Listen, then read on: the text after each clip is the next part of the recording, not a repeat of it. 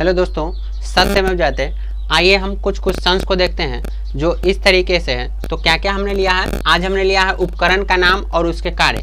तो इस तरफ क्या है, उपकरण है और इस तरफ क्या है, कार्य है। तो आइए समझते हैं उपकरण क्या है और कार्य क्या है। तो हमने सबसे पहले लिए हैं हाइड्रोमीटर को। किसको लिए हैं, हाइड्रोमीटर को। तो हाइड्रोमीटर मापता क्या है, तो द्रवों के आपेक्षिक घनत्व को मापता है। किसको मापता है, द्रवों के आपेक्षिक घनत्व को मापने के लिए हाइड्रोमीटर का प्रयोग करते हैं, यूज करते हैं। अब कहता है हाइग्रोमीटर। हाइड्रोमीटर और हाइग्रोमीटर बड़ा कंफ्यूजन होता है, तो इसको ध्यान समझिएगा। कहता है हाइग्रोमीटर से तो वायुमंडल की आर्द्रता मापने में, वायुमंडल की आर्द्रता मापने में हाइग्रोमीटर का उपयोग करते हैं। और द्रवों के आपेक्षिक घनत्व को मापने के लिए हाइड्रोमीटर का प्रयोग करते हैं। किसको प्रयोग करते हैं, हाइड्रोमीटर का। अब आता है सिस्मोग्राफ। क्या आता है, सिस्मोग्राफ। तो सिस्मोग्राफ से पृथ्वी की सतह पर आने वाले कंपनों के मापन का प्रयोग करते हैं। अब पृथ्वी के सतह पे जो कंपन आता है जिसको हम भूकंप बोलते हैं, तो उसको मापने के लिए किस यंत्र का प्रयोग करते हैं, सिस्मोग्राफ का। किसका करते हैं, सिस्मोग्राफ का करते हैं। अब आता है स्पेक्ट्रोमीटर। क्या आता है, स्पेक्ट्रोमीटर। तब पदार्थ के अपवर्तनांक ज्ञात करने के लिए स्पेक्ट्रोमीटर का प्रयोग करते हैं। स्पेक्ट्रोमीटर का प्रयोग कब करते हैं, तो पदार्थ के अपवर्तनांक को मापने के काम में आता है। अब कहता है विस्कोमीटर। तो द्रवों की सायनता को मापने के लिए विस्कोमीटर का यूज करते हैं। किसका यूज करते हैं, विस्कोमीटर का।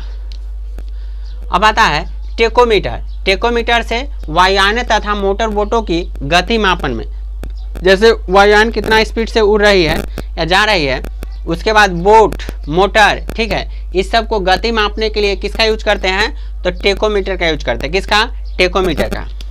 अब बात करते हैं गैल्वेनोमीटर। गैल्वेनोमीटर से विद्युत धारा की दिशा तथा मात्रा ज्ञात करते हैं। गैल्वेनोमीटर से क्या ज्ञात करते हैं, विद्युत धारा की दिशा और उसका मात्रा को ज्ञात किया जाता है।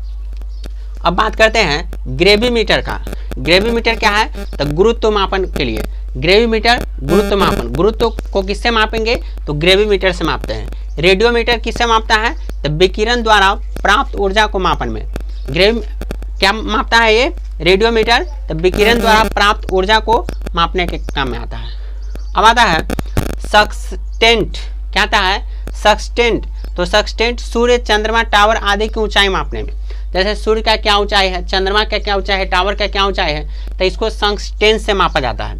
अब है स्फिग्नोमेनोमीटर। तो रक्त की तीव्रता, रक्त के दाब की क्या तीव्रता है, किस स्पीड से घूमती है, भ्रमण करती है या चलती है, उसका किस करते हैं, स्फिग्नोमेनोमीटर से करते हैं। अब कहता है जीटा। ताप नाभिकीय ऊर्जा मापन में, नाभिकीय ऊर्जा का क्या ताप होता है उसको मापने के लिए जीटा का यूज करते हैं। अब है फोनोमीटर। फोनोमीटर से ध्वनि की तीव्रता मापन में। फोनोमीटर से क्या मापते हैं, ध्वनि की तीव्रता को मापते हैं। फोनोमीटर से ध्वनि की तीव्रता को मापा जाता है। अब है क्रोनोमीटर। क्रोनोमीटर से वर्णों की तीव्रता को मापते हैं। वर्णों की तीव्रता को किससे मापते हैं, क्रोनोमीटर से। तो ये हर एग्जाम्स में आते रहते हैं, आप इसे अच्छे तरीके से देखें, 2-3 बार यूँ याद हो जाएंगे। अब आते हैं एक डिफिनेशंस पे जिसका नाम है मंदन। क्या नाम है, मंदन। तो आइए मंदन को बेहतर तरीके से समझते हैं। कहता है किसी गतिमान वस्तु के वेग में, क्या बोलता है, किसी गतिमान वस्तु के वेग में, ठीक है, जो कमी आती है। जैसे मान लीजिए ये कोई स्ट्रेट लाइन पाथ है, ठीक है, इस पे कोई कार क्या कर रही है, गति कर रही है, ठीक है। तो ये कार जब चलती है और धीरे धीरे आकर के यहाँ पे क्या होती है, स्टॉप होती है, रुक जाती है।